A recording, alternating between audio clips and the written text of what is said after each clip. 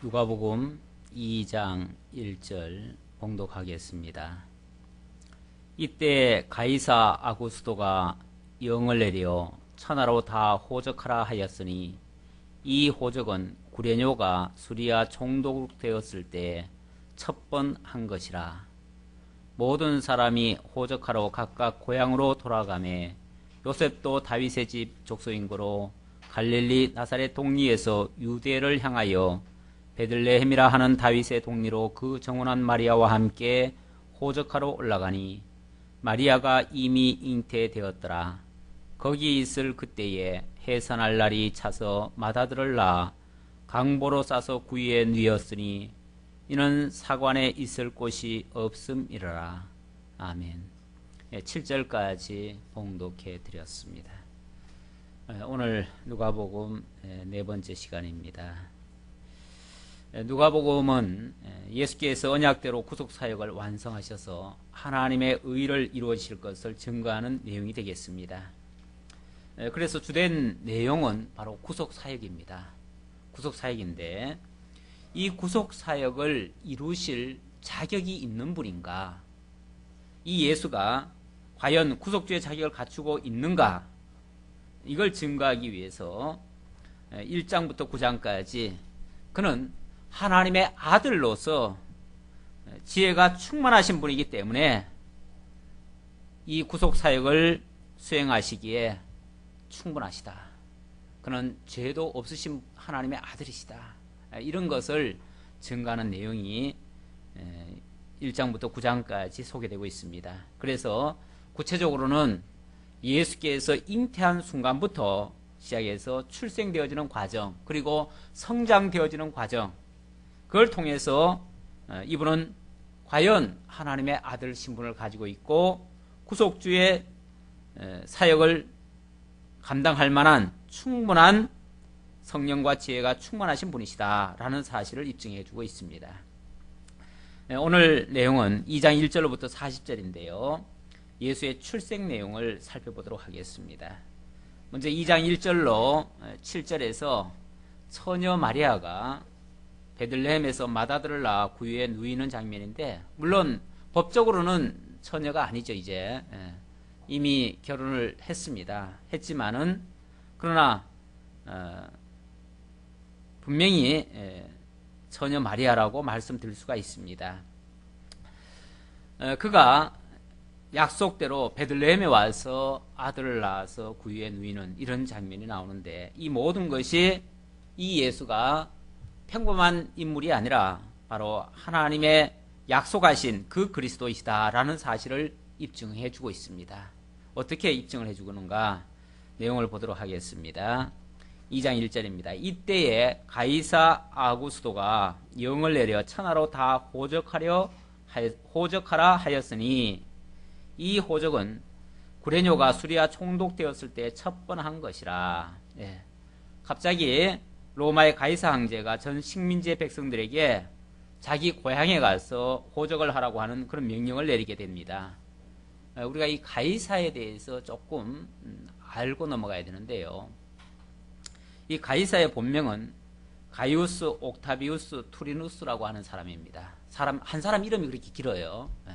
그렇게 긴데, 이 사람은 원래 굉장히 유약한 사람이었고, 외증조부 되는 율리어스 시저의 그러니까 뭐가 되나요? 외손주가 되나요? 그런 아주 좀 거리는 좀 있지만은 그러나 인척이 되는 그런 관계에 있었습니다. 굉장히 유약했었고요. 뭐 아무것도 못했습니다. 병이 있어가지고 그랬었는데, 어느 날 갑자기 율리어스 시저가 살해를 당합니다. 시해를 당해요. 시해를 당하고 나서 나중에 보니까 이 로마 사람들은 아무리 권력자지만은 자기가 언제 죽을지 몰라요. 항상 그 시해를 당할 것을 대비해 가지고 자기 후계자를 미리 이렇게 정해 놓는 게 있는데, 나중에 유서를 보니까 유서에 이 외손주가 있는 거예요. 그런데 외손주가 보니까 별 볼 없어요. 형편없어요. 그래도 뭐 유서가 그렇게 남겨져 있으니까 유서에 따라서 이 사람이 독재관이 되어집니다.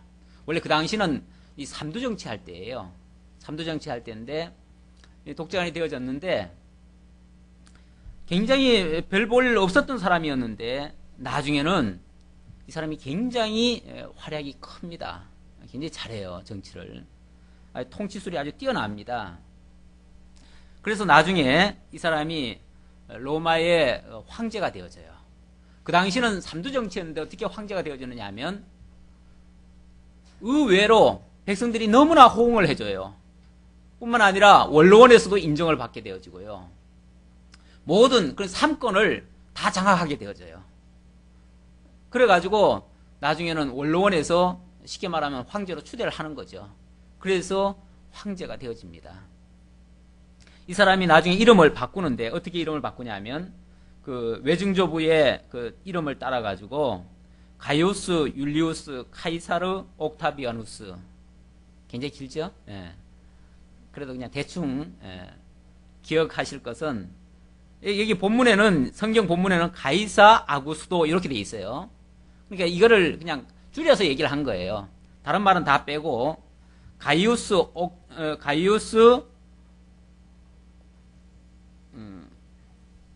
아우구스투스.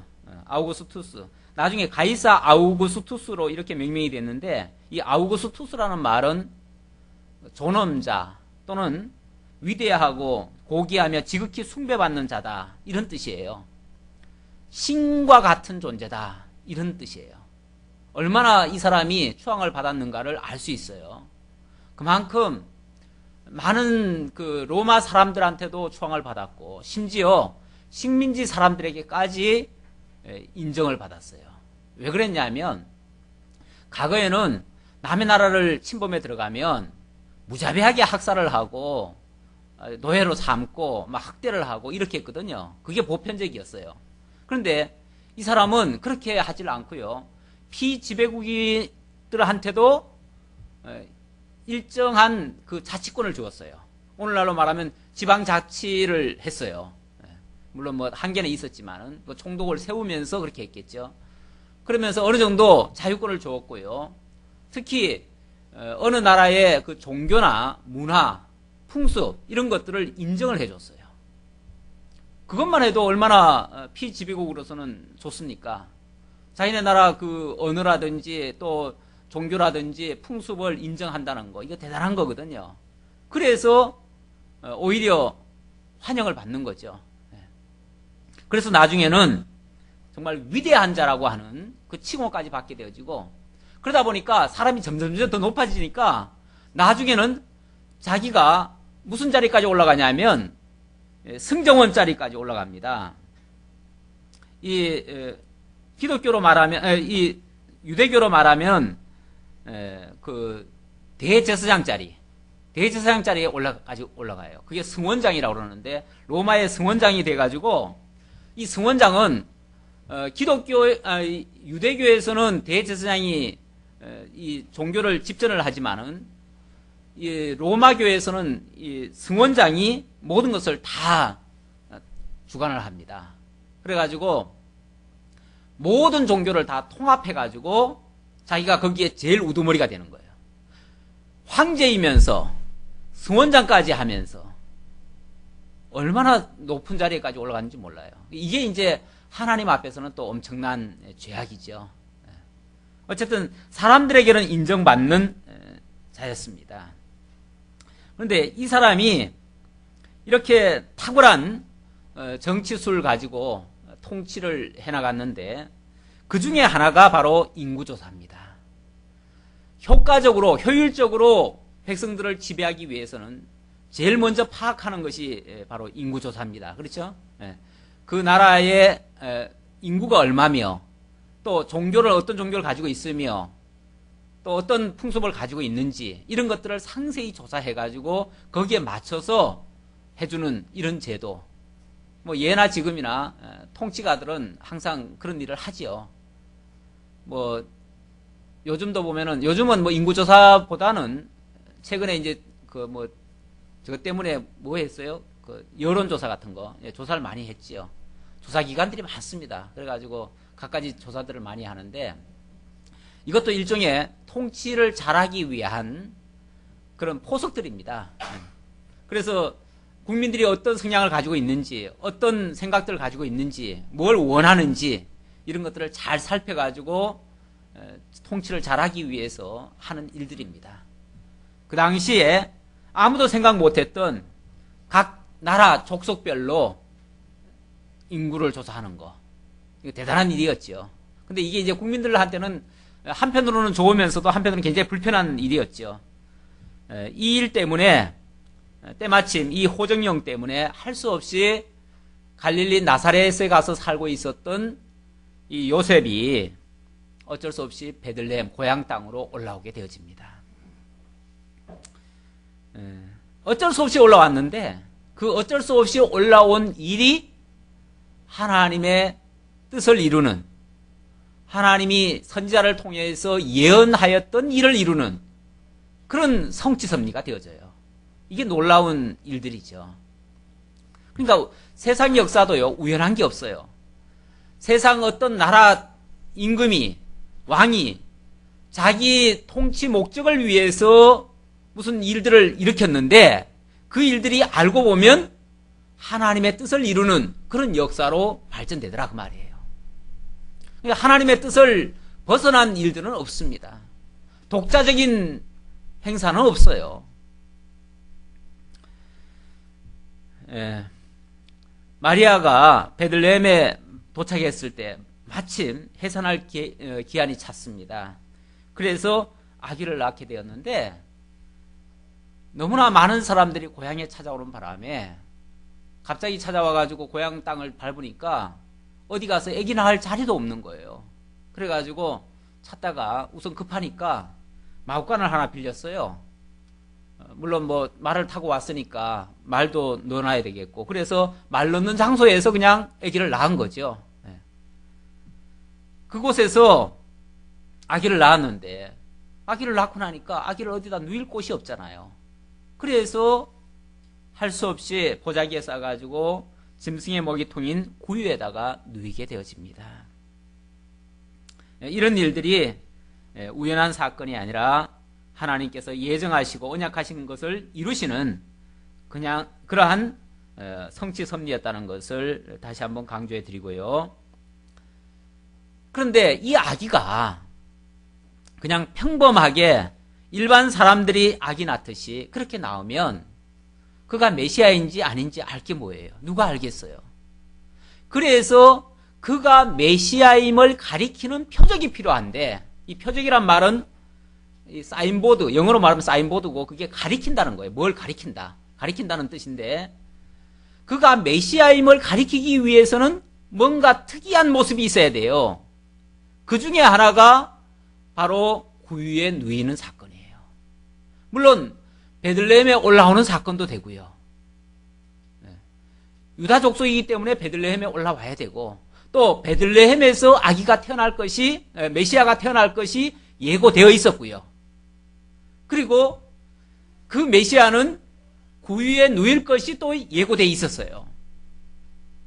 어디에 그런 예고가 되어 있어요? 우선 베들레헴에 아기가 태어날 것에 대해서는 미가서 5장 2절에 소개되고 있습니다. 미가서 5장 2절 한번 찾아서 우리 한번 읽어보도록 하지요.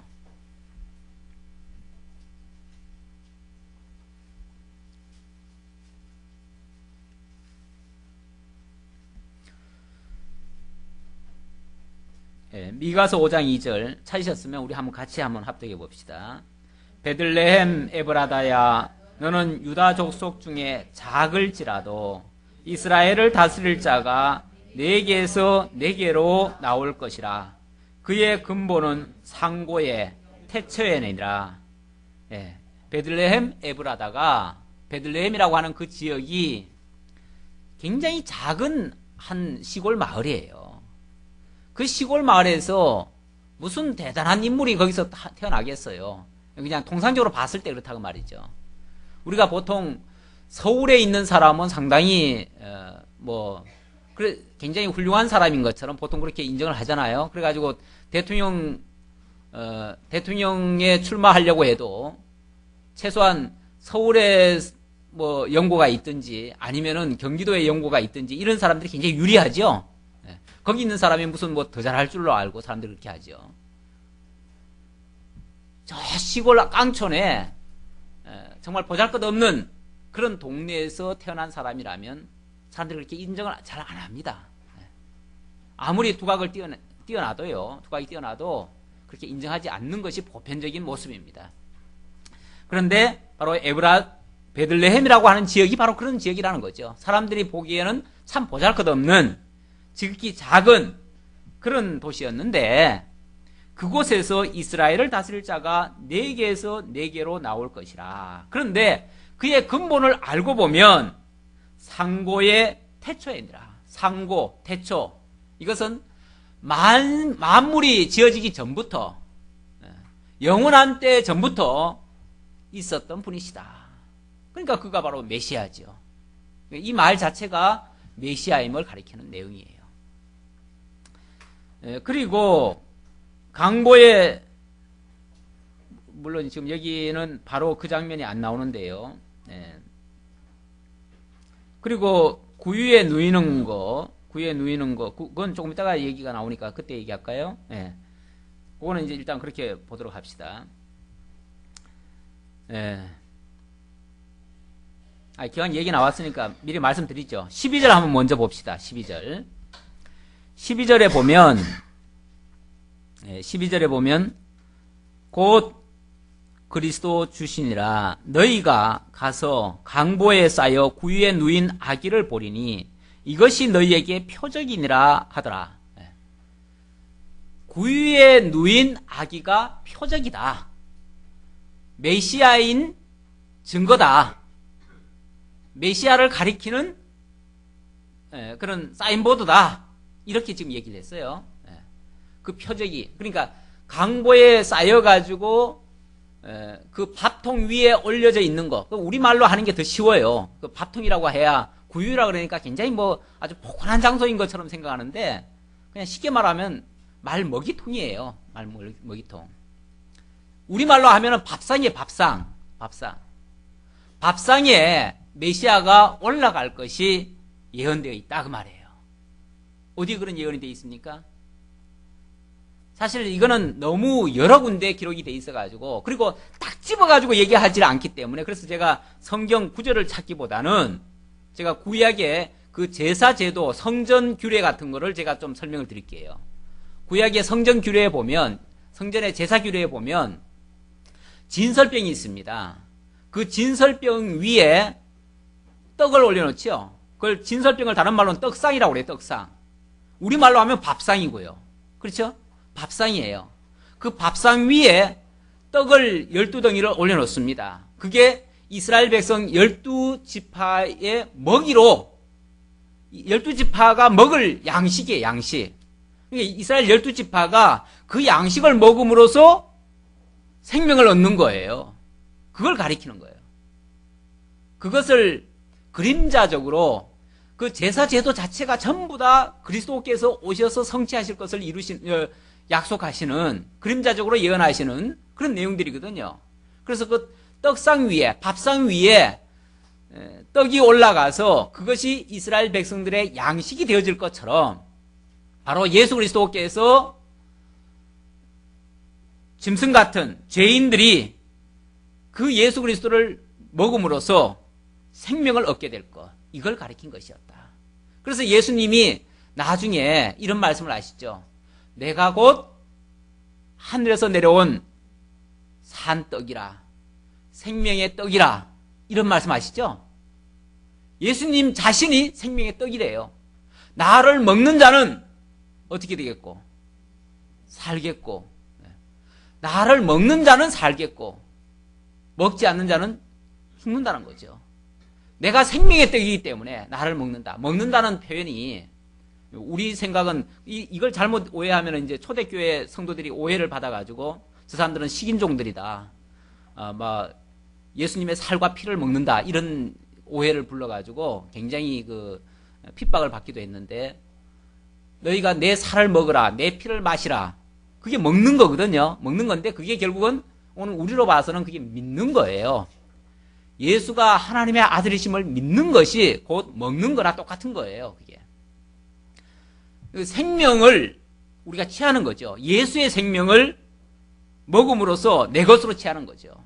그래서 내가 그 예수의 생명으로 영원한 생명을 얻게 되는 것이죠. 이렇게 하실 것을 가르쳐주기 위해서 하늘에서 내려온 신령한 만나로 우리들에게 먹이가 되어주신 것입니다. 믿음의 대상이 되어주신 것입니다.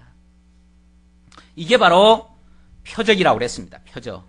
표가 되는 이적이다. 바로 예수가 그리스도이심을 가리키는 표적이다. 그 말입니다. 이렇게 하기 위해서 예수님은 요셉은 베들레헴으로 올라왔고 거기서 마리아는 아기를 출산하게 되어졌습니다. 그리고 강보에 싸서 구유에 누이게 되었습니다. 뭐 과정적으로는 왜 하필 구유에 누였을까? 그건 이제 아까 설명해 드렸으니까 그렇게 갑자기 고향으로 돌아와 가지고 묵을 사관이 없어 가지고 여관이 없어 가지고 그래서 어쩔 수 없이 구유에서 누이게 되었다. 이렇게 이야기를 했습니다. 그런데 이렇게 되어지는 일 하나하나가 성경의 예언을 이루기 위해서 이렇게 됐다. 그 말이에요. 만약에 이게 순조롭게 잘 돼가지고, 그렇죠? 순조롭게 잘 돼가지고 여관방에 들어가서 그 아기가 그냥 누이게 되었으면, 그냥 좋은 방에 누이게 됐으면 이런 예언을 이루었겠어요? 못 이뤘죠. 못 이뤘으면 그가 아기로 태어난 거는 뭐 축복받은 모습이겠지만 그러나 그리스도는 아니죠. 그냥 평범하게 태어났으면 그리스도는 아니다 그 말이에요. 지금 이런 특별한 이런 이야기들을 하는 것은 그가 그리스도이심을 증거하기 위한 표적으로서 지금 이야기를 하는 거예요. 그래서 그가 그리스도라는 사실을 계속해서 증명하는데 이렇게 한두 가지 추상적인 이야기 같은, 어떻게 보면 제가 말씀드린 게 지금 추상적인 얘기 같잖아요. 그렇죠? 예. 이런 이야기로서 예수가 그리스도라는 사실을 입증하기에는 좀 부족해요. 그걸로도 부족한 건 아닌데, 그러나 이 누가가 기록할 때에 예수가 그리스도이심을 입증하기 위해서 어느 한 측면만이 아니라 어느 선지자의 이야기만이 아니라 실제 그 당시에 어떤 한 증인들을 들이대는 거죠. 증인들을 넣어가지고 그 증인들의 입에서도 부인할 수 없는 이분은 정말 그리스도였다라는 사실을 입증하기 위해서, 그래서 하나님께서는 또 천사를 통해 가지고 목자들을 불러드립니다. 목자들을 불러들여 가지고 결국 그 목자의 입을 통해서도 증거를 하는 거죠. 이분이 바로 하나님의 아들이었다라는 사실을 목자의 입을 통해서도 증거하고요. 조금 있으면은 대제사장이었던 시므온을 통해서도 증거를 하고요. 또 선지자였던 안나를 통해서도 증거를 하고요. 이런 여러 증인, 세 증인이 또 등장합니다. 세 증인을 통해서 증거를 하는 거죠. 그러니까 세 사건과 세 증인을 통해서 이분은 부인할 수 없는 하나님의 아들 그리스도였다 라는 사실을 증거하고 있다 그 말이에요. 그 중에 한 증인이 바로 목자들입니다. 8절입니다. 그 지경에 목자들이 밖에서 밤에 자기 양떼를 지키더니 주의 사자가 곁에 서고 주의 영광이 저희를 두루 비치매 크게 무서워하는지라. 천사가 이르되 무서워 말라. 보라 내가 온 백성에게 미칠 큰 기쁨의 좋은 소식을 너희에게 전하노라. 그 지경이라고 그랬으니까 거기서 얼마 안 떨어진 곳에서 목자들이 양을 치고 밤에 그 양떼 곁에서 잠을 자고 있었습니다. 이 목자들은요, 사실 집에서 거하는 게 아니고요, 양떼를 따라서 한번 나가면은 뭐 한 달이고 두 달이고 양들과 같이 지내다가 그리고 집으로 돌아오고 이렇게 합니다. 그러다 보니까 노상 뭐 밖에서 자고 그렇게 하죠. 양떼들 곁에서 양을 지키고 있는데 갑자기 주의 천사가 나타나더니만 천사가 이렇게 말을 합니다. 무서워 말라. 보라, 내가 온 백성에게 미칠 큰 기쁨의 좋은 소식을 너희에게 전하노라. 온 백성에게 미칠 큰 기쁨의 좋은 소식. 그러니까 전체 백성, 전체 유다 백성들이 모두가 바라고 기다리던 그 기쁜 소식 내가 전해주러 왔다. 그 전체 이스라엘 백성들이 기다리고 기다리던 게 뭡니까? 가장 기쁜 소식이 뭡니까? 메시아죠, 메시아. 그들은 메시아가 오기만을 학수고대했습니다. 왜냐하면 나라도 잃었지요. 모든 주권 다 잃어버렸잖아요. 그래가지고 그들이 오매볼망 기다리던 것이 바로 메시아를 통한 하나님의 나라였습니다.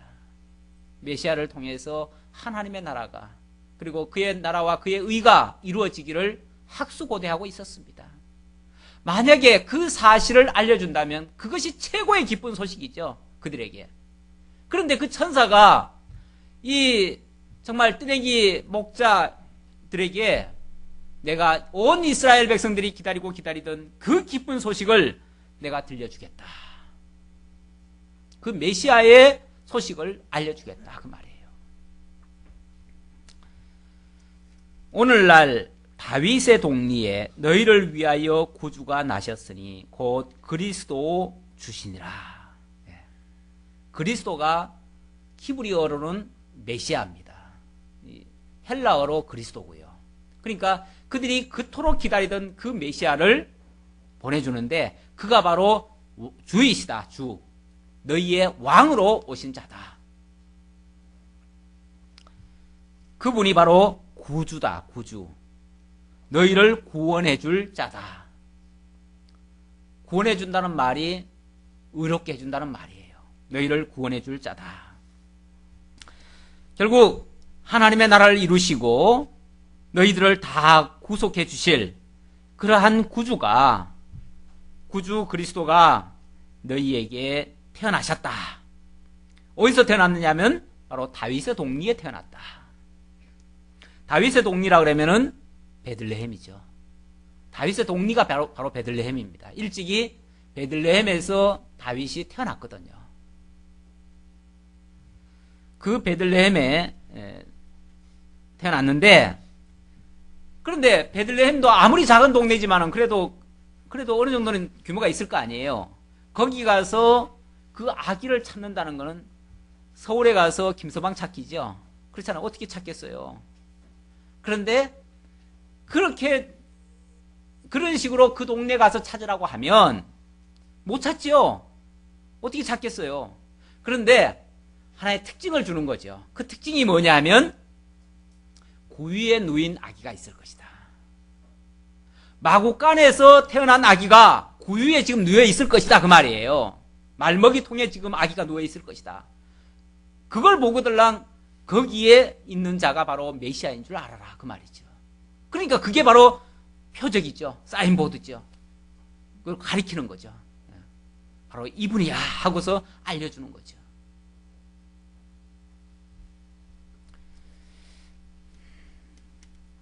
이것이 너희는 가서 강보에 쌓여 구유에 누인 아기를 보리니 이것이 너희에게 표적이니라 하더니 호련히 허다한 천군이 그 천사와 함께 있어 하나님을 찬송하여 가로되.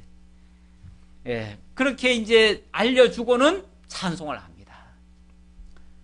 너희들도 가서 찬송하라는 얘기겠죠. 이분이 메시아니까, 메시아로서 이런 구속의 엄청난 역사를 할 것이니까 찬송하라는 얘기겠죠. 지극히 높은 곳에서는 하나님께 영광이요 땅에서는 기뻐하심을 입은 사람들 중에 평화로다 하니라. 그 찬송의 내용이 대단합니다. 찬송의 내용이 지극히 높은 곳에서는 하나님께 영광이라고 그랬습니다. 지극히 높으신 곳은 하나님의 나라죠. 지극히 높으신 곳은 하나님 나라 아닙니까? 그렇죠? 이 땅은 낮은 나라 아닙니까? 낮은 곳 아닙니까? 낮은 곳이고, 하나님께서 이 처음 천지를 지으실 때 천과 지를 지으셨잖아요. 이 땅은 지의 세계예요. 이게 천의 세계가 아니에요. 이건 지의 세계예요. 지의 세계고 천의 세계도 지으셨죠. 그 천의 세계가 영원한 나라고 그 나라가 지극히 높은 곳이죠. 거기에서 하나님께서 원형적인 하나님의 나라, 오리지널 하나님의 나라를 거기다가 지어놓으셨어요. 그곳이 하나님의 나라예요. 그곳이. 근데 거기서 하나님이 이루실 그 나라가 이 땅에서는 모형과 그림자적으로 이루어져 가는 거예요. 이 땅에서는 완전한 하나님의 나라가 이루어지지는 않습니다. 그러나 그 나라를 이루실 자로 이 땅에 예수 그리스도를 보내셔서 그리스도를 통해서 거기서 계획하시고 작정하신 그 일들을 다 여기서 이루어 가셔요. 이루셔서 결국 그 완성된 그 하나님의 나라로 통일하셔요. 만유 통일을 이루셔요. 마지막에 가서는. 그러니까 이 땅에 그리스도께서 오셔서 하나님의 나라를 출발시키시고 완성해 가시면은 그거는 하나님 그 높은 곳에서는 영광이 되어지죠. 영광이라고 하는 것은 하나님께서 약속하시고 예정하시고 언약하신 그것을 이루어냈을 때 거기서 드러나는 역사들이 전부 다 하나님의 영광이에요. 그게 하나님의 영광들이에요. 그러니까 당연히 그리스도께서 이 땅에 오셔서 하나님이 작정하신 대로 나라를 이루시고 하나님이 예정하신 대로 그 의를 완성하시면 구속사역을 완성하시면 그 말이에요. 구속사역을 완성하시면 그렇게 되어지면 당연히 하나님께서는 그 높은 곳에서는 영광이 되어지고요. 그리고 이 땅에서는 평화가 이루어지게 되어지죠. 당연히 이 땅에 그리스도께서 오셔서 하신 일이 하나님의 나라고 그 나라의 백성들을 구속해서 죄 없이 구속해서 그 나라 안에 들여보내시니까 그 안에서 평화가 이루어지는 거죠. 죄가 사라지면 원래 평화가 이루어지는 겁니다. 지금 이 땅에 평화가 온전히 이루어지지 못한 것은 죄 때문이에요. 죄와 불의 때문이에요. 그 불의를 걷어내시고 죄를 사하시면 의로운 세상이 되잖아요. 그 의로운 세상이 평화로운 세상이 되는 거예요. 그래서 그리스도가 오시면 그리고 그리스도께서 역사를 이루시면 지극히 높은 곳에서는 영광이 되어지고 땅에서는 평화가 이루어진다. 이렇게 찬양을 했습니다. 이것은 그러니까 이 천사들의 찬양이라고 하는 것은 지금 당장 그렇게 됐다는 것보다는 앞으로 그렇게 되어질 것이라고 하는 이 메시아를 통해서 그렇게 되어질 것이라고 하는 것을 어떻게 보면 그 자체도 언약하는 거나 마찬가지예요. 예언하는 거나 마찬가지예요. 모든 천사들이 하나님의 뜻을 받들어서 지금 일러주는 말이니까 그 자체가 결국은 언약 아니겠어요? 결국 그리스도를 통해서 영광을 이뤄내시고 하나님의 영광을 하나님을 영광스럽게 하시고 그래서 예수님이 왜 죽으실 때도 그러죠. 아버지여 나를 영광스럽게 하시옵소서. 내가 이렇게 죽는 것이 아버지께 또 영광입니다. 이런 식으로 또 얘기를 하죠. 그게 결국은 영광을 이루는 일이에요. 그리고 그 결과는 이 땅에 있는 백성들에게 평화가 이루어지는 것이고요. 지금 비록 육적으로는 우리가 평화를 맛보고 있지 못하지만은 그러나 영적으로는 그리스도 안에서는 평화를 지금 우리가 누리고 있잖아요. 자유함을 누리고 있잖아요. 15절로부터 20절까지 목자들이 천사의 말을 듣고 하나님께 영광을 돌리면서 그 현장을 찾아가는 장면입니다. 천사들이 떠나 하늘로 올라가니 목자가 서로 말하되 이제 베들레헴까지 가서 주께서 우리에게 알리신 바 그 이루어진 일을 보자 하고 천사가 일러줬으니까 일러준 것이 사실인지 아닌지 사실 천사가 나타나가지고 갑자기 얘기하고 사라져버리면 이게 꿈인지 생신지 알 게 뭐예요. 그렇죠? 다 환상을 봤을 수도 있잖아요. 그게 사실이 아닐 수도 있고요. 너무나 생생한 꿈을 꿨는데 아침에 자고 일어나니까 이게 사실인지 아닌지 이게 알쏭달쏭할 때가 있어요. 진짜 확인해보고 싶은데 확인할 방법도 없고 확인이 안 되면 그건 뭐죠? 그건 개꿈이에요. 그건 헛꿈이에요. 헛꿈. 그건 개꿈이에요. 그런데 가서 사실을 확인하면요, 그건 정확한 하나님의 뜻이 이루어지는 거죠. 그래서 사실 우리가 확인을 하는 게 필요해요. 확인을 하는 게 필요합니다. 하나님의 말씀이니까 무조건 믿으라. 아니, 환상 같은 얘기를 어떻게 무조건 믿습니까? 무조건 믿는 것이 옳은 게 아니에요. 지난번에 마리아도 천사가 일러준 말을 듣고 어떻게 했어요? 바로 그냥 찾아갔잖아요. 엘리사벳 찾아가가지고 거기 가서 3개월을 머물면서 모든 이야기를 다 듣고 정말 자기가 잉태한 자가 바로 메시아임을 알고 확증을 가지고 왔어요. 그러니까 흔들림 없이 굳건한 믿음을 가질 수가 있죠. 그게 신사적인 믿음입니다. 우리가 말씀을 듣고도요, 목사가 전하는 말씀이, 물론 목사는 틀림없이 성경을 가지고 전한다고 하지만 때로는 사견이 들어갈 수도 있고요, 때로는 성경을 조금 잘못 볼 수도 있습니다. 사람인지라 이게 완벽할 수가 없어요. 비교적 성경에 더 가까우냐 아니면 성경과 동떨어지냐, 이 차이지 완전할 수는 없어요.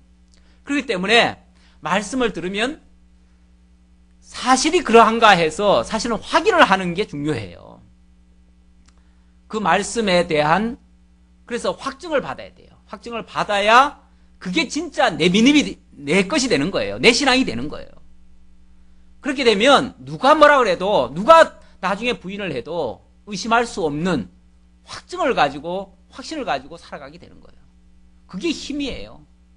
믿음의 힘이라는 게 거기서 나오는 거예요. 뭐 한번 들었다고 믿음이 생기는 게 아니에요. 듣고 확증이 되어서, 그래서 부인할 수 없는 그런 견고한 믿음으로 자리 잡게 되는 거예요. 이게 신사적인 믿음이라고 사도 바울은 데살로니가 교회를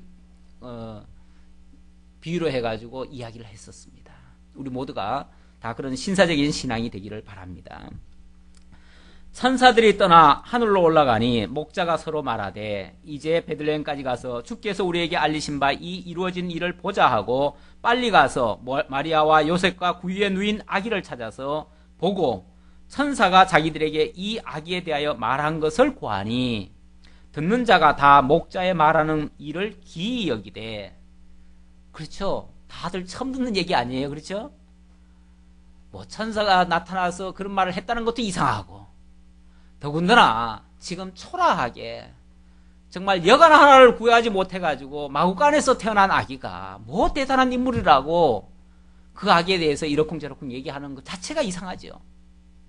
자기네들은 오히려 우리가 한심하다, 정말 저 시골에서 저 갈릴리 나사렛 동네, 아주 시골 동네 가가지고 그 정말 참 못 살고 가난하고 어쩌면은 그 고향까지 버리고 거 가서 살 때는요, 사실은 세상적으로 말하면은 참 보잘것없는 사람일 수도 있어요. 그렇잖아요?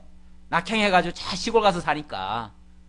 베들레헴은 그래도 작은 동네지만은 예루살렘이 가까운, 비교적 말하면 도회지에 가까운 동리예요. 그런데 갈릴리 나사렛은 저 이방 땅이에요. 이방 땅, 접경지역.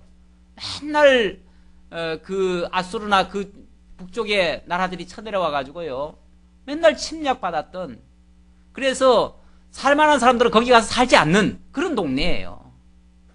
그런 동네 가서 살던 사람이 초라하게 살다가 여기 왔는데, 그리고 지금도 태어난 게 마구간에서 태어났는데, 어쩌면 뭐 여간을 구하지 못해서 그랬다고도 하지만 어쩌면 돈이 없어서 그랬을 수도 있을지 모르겠어요. 그렇죠? 네. 그만큼 초라한 자기들한테 이 어마어마한 이야기를 하니까 믿을 수가 없죠. 믿을 수가 없어요. 그래서 기이 여겼다 그랬습니다. 기이 여겼다. 이상하게 여기고 믿지를 못했다 그 말이죠. 그런데 마리아는 이 모든 말을 마음에 지키어 생각하니라. 마리아는 다르죠. 마리아는 왜 다릅니까? 마리아는 정원했을 때부터 그때 벌써 아기가 생긴 것을 알았고 천사가 알려줬고, 또 그 아기가 이미 엘리사벳을 통해서 주의 모친이라고 하는, 그러니까 태어날 아기가 바로 메시아라는 사실을 입증을 받았어요. 받았기 때문에 어쩌면 이 사실이 당연한 거예요. 그러니까 딴 사람은 다 의심해도, 다 이상하게 생각해도 마리아만큼은 이상하지 않은 거예요. 이상하지 않고 오히려 그것이 자기의 그 갖고 있던 그 믿음을 더 견고히 시키는 거죠. 더 확증해 주는 거죠. 그래서 마음에 지키어 생각했다.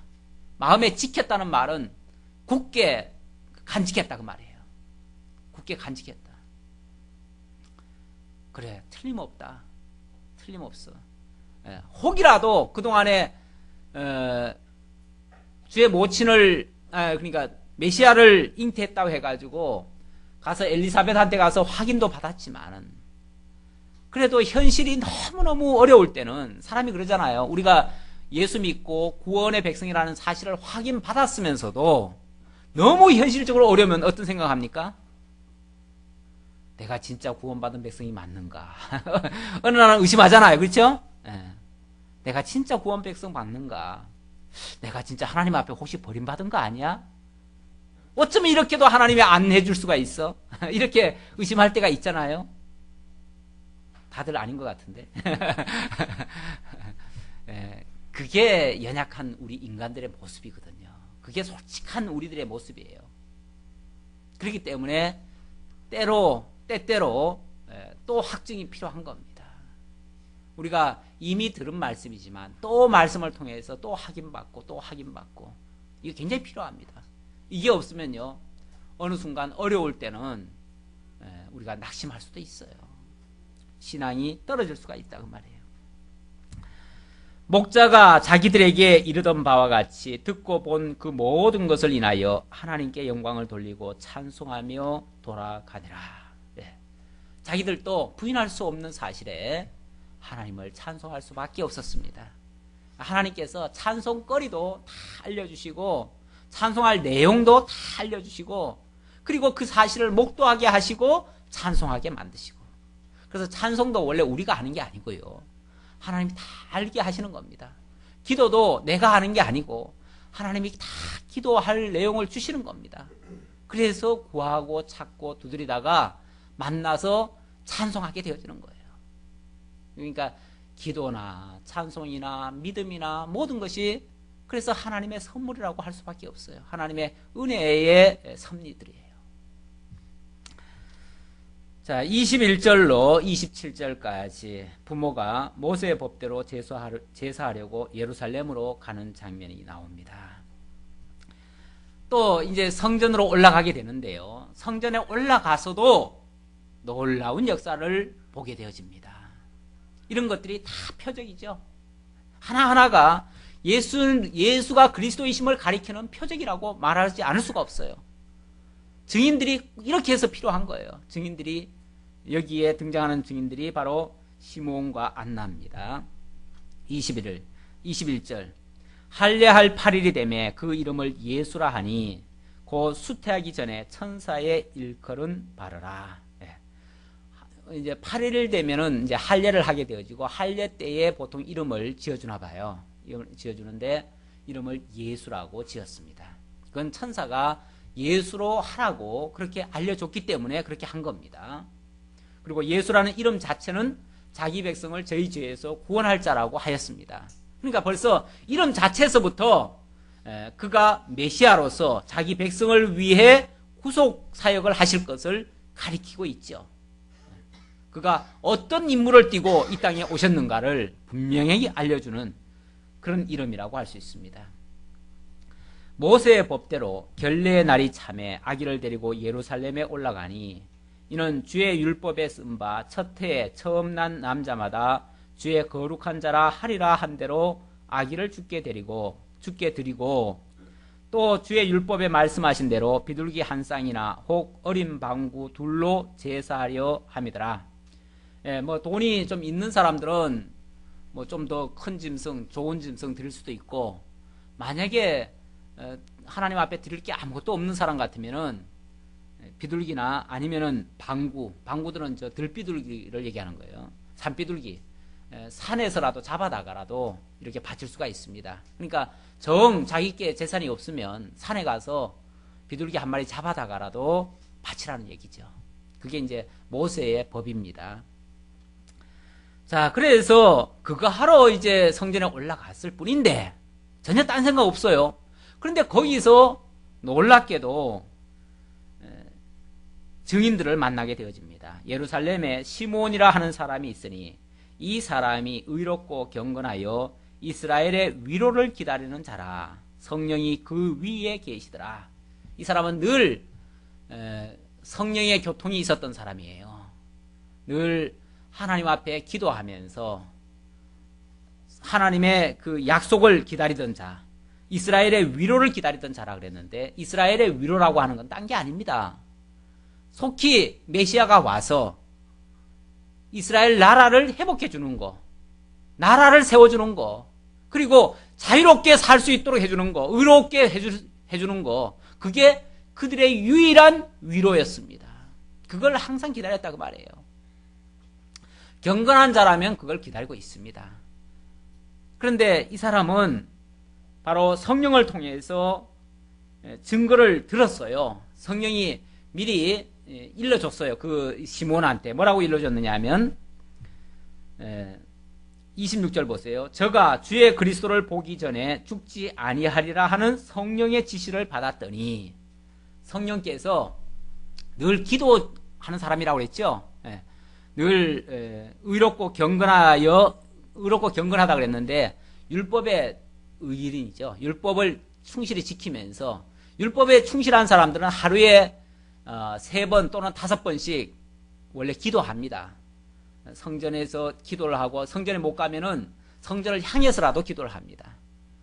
늘 기도하고, 때로는 1회에 2번씩 금식하고, 이렇게 늘 기다리면서, 그 기도하는 내용이 뭐냐면 이스라엘 나라 회복이거든요. 그런데 어느 날은 성령께서 감동을 주시는 거죠. 너는 네가 지금 나이가 많지만은 너 주의 그리스도를 보기 전에는 너 죽지 않을 거다. 그 말은 반드시 본다 그 말이죠. 반드시 본다. 보고 나서 넌 죽을 것이다 그 말이죠.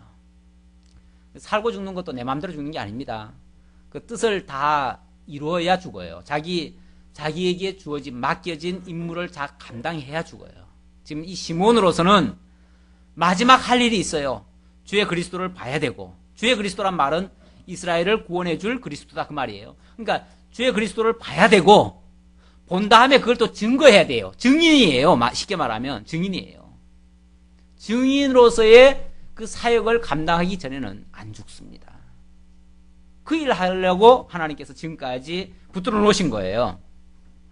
27절, 성령의 감동으로 성전에 들어가매 마침 부모가 율법의 전례대로 행하고자 하여 그 아기 예수를 데리고 오는지라. 그 아기를 데리고 들어오는데 성령께서 가르쳐 주는 거죠. 바로 이 아기가 그 주의 그리스도시다 라고 알려주는 거죠. 25절로 35절. 그래서 너무나 기뻐서 이 시몬이 그 아기를 안고 하나님을 찬송하면서 이 아기가 바로 주의 그리스도이심을 증거를 하고, 이 아기가 앞으로 어떻게 될 것인가를 예언해 줍니다. 하나님께서 붙드시면 누구든지 예언자가 될 수 있어요. 그렇죠? 누구든지 예언자가 될 수 있어요. 28절입니다. 시몬이 그 아기를 안고 하나님을 찬송하여 가로되 주제여, 대주제여 그 말이에요. 모든 것을 다 다스리고 주관하시고 역사하시는 하나님 대주제여 그 말이에요. 이제는 말씀하신 대로 종을 평안히 놓아주시는 도다. 연세 많이 드신 분들은 삶이 고단하잖아요. 고단하니까 이제는 좀 쉬었으면 좋겠다. 이제는 하나님께서 예배하신 그 집에 빨리 들어가서 평안히 이제 쉬었으면 좋겠다 싶은데, 웬일인지 자꾸만 빨리 안 데려가셔요. 그러면은 속으로 이제 생각을 하죠. 참 빨리 좀 쉬게 해주셨으면 좋겠다. 이런 이제 기대를 하는데, 또 하나님께서 너가 할 일이 남았다. 할 일은 바로 이 주의 그리스도를 증거하는 일이다. 그렇게 말씀하시니까 언제나 그 주님이 오실까 기다리던 중에 왔으니까, 아, 이제야 하나님께서 나를 놓아주시는구나. 이제는 정말 평안히 주의 나라에 들어갈 수 있겠구나 라고 해서 기쁜 거죠. 우리가 죽음에 대해서도 정말 기쁘게 맞이할 수 있다면 정말 복 있는 사람들입니다. 그렇죠? 예, 정말 복 있는 사람들. 예. 자, 그렇게 지금 하나님 앞에 찬양을 하고요.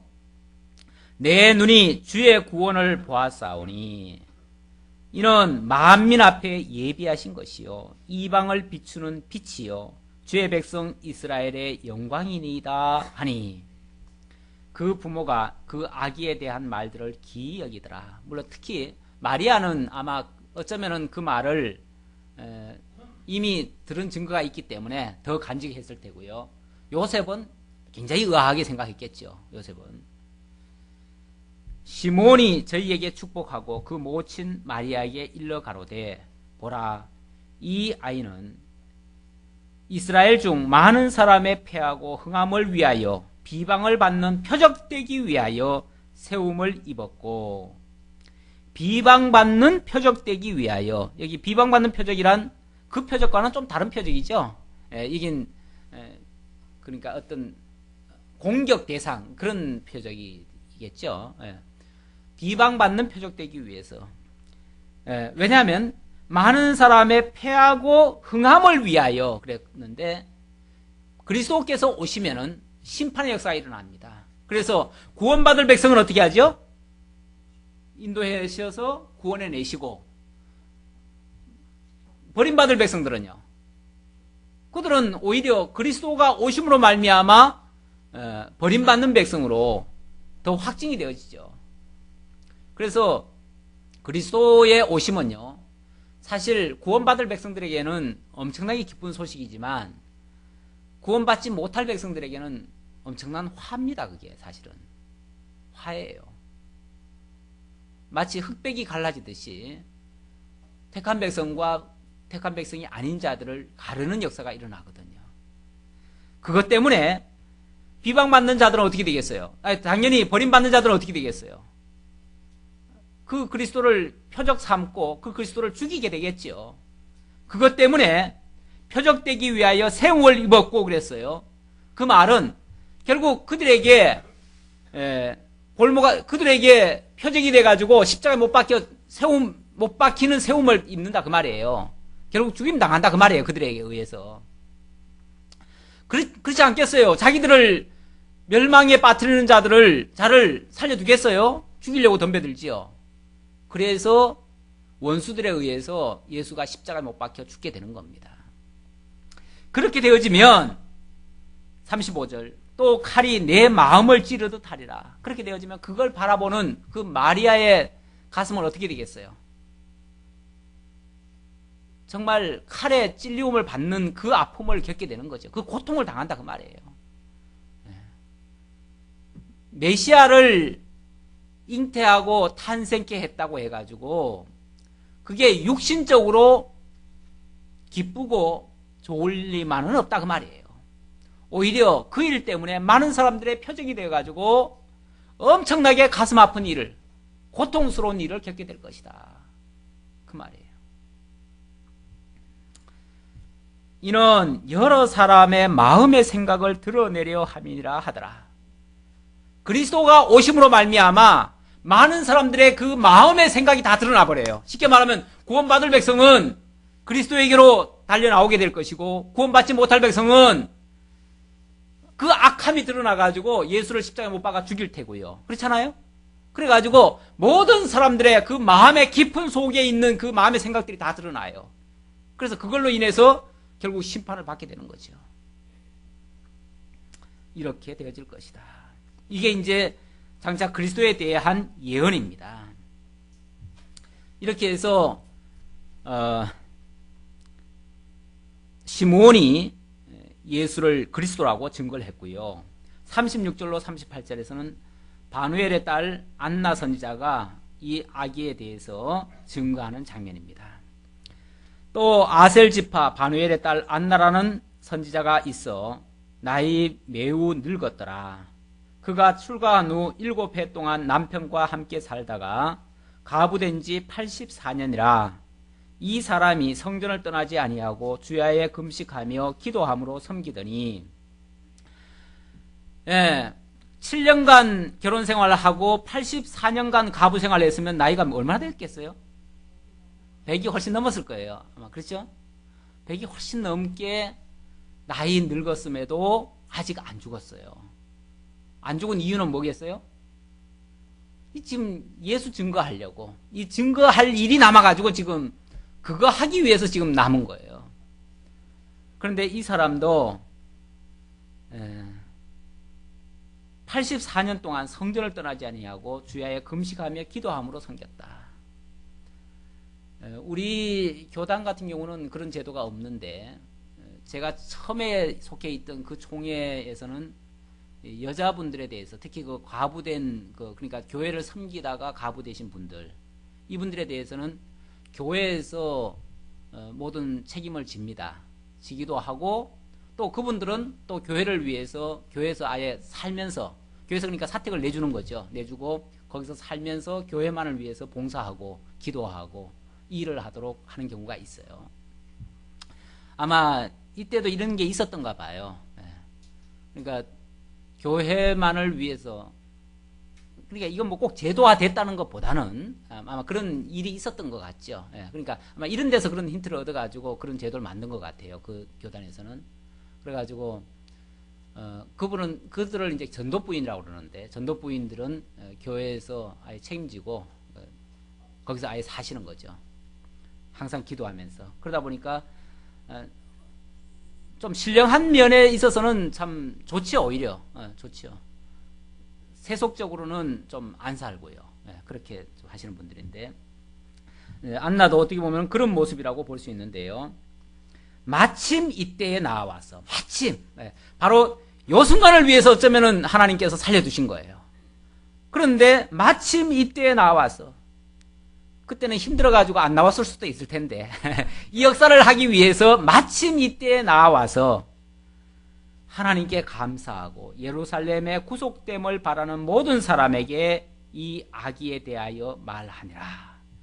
예루살렘의 구속됨을 위하여, 그 말은 예루살렘이 회복되는 것을 원하는, 그러니까 이스라엘 나라 회복을 바라고 바라던 그 백성들에게 이 내용을 이야기해 줬다 그 말이에요. 이 아기가 바로 그렇게 할 자다. 이스라엘을 회복할 자다. 물론 이스라엘 회복이라는 것은 육적 이스라엘 회복이 아니죠. 영적 이스라엘 회복이고, 영적 하나님의 나라를 이루시는 거죠. 육적 이스라엘 나라를 이루는 게 아니고요.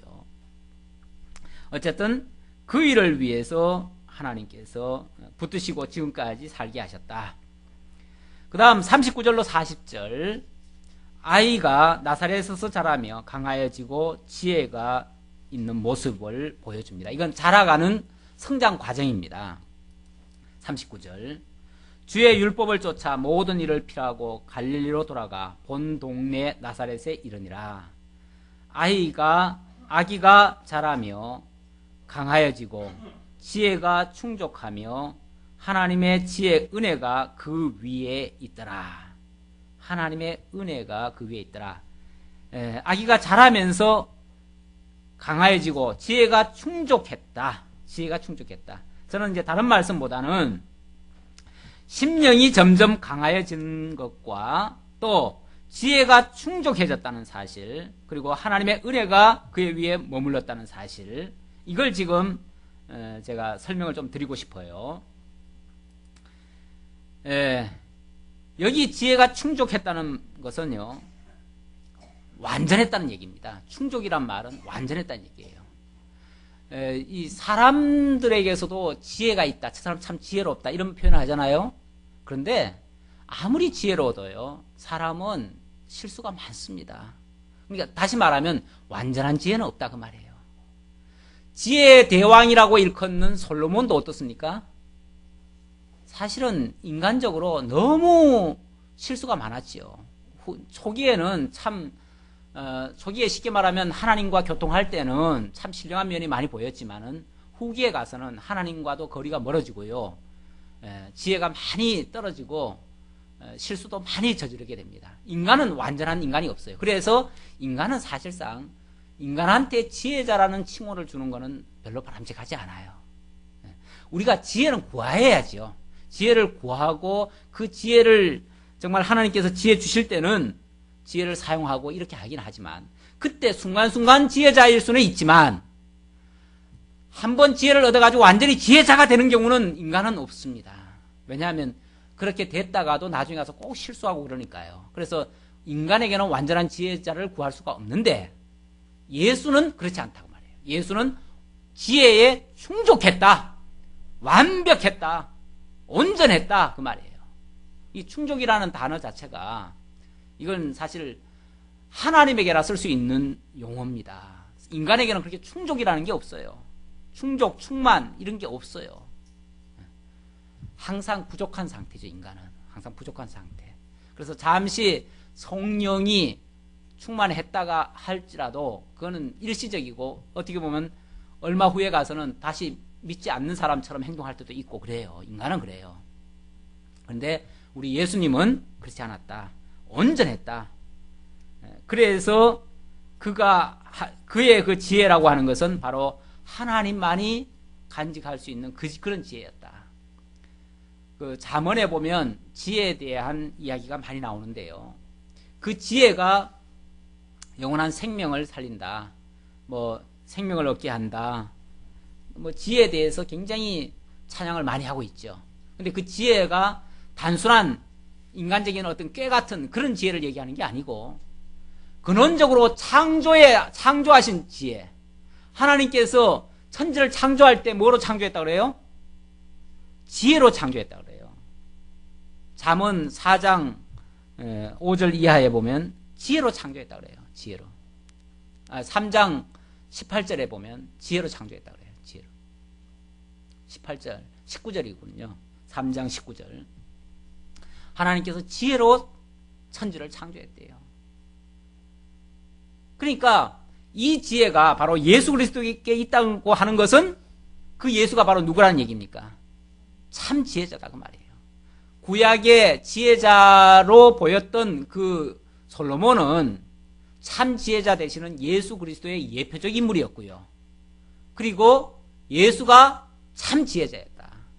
그걸 지금 제가 강조드리고요. 그 지혜는 하나님의 은혜가 계속 머무는 동안 그 지혜가 항상 머물러 있었던 것이죠. 그리고 심령이 강화해졌고요.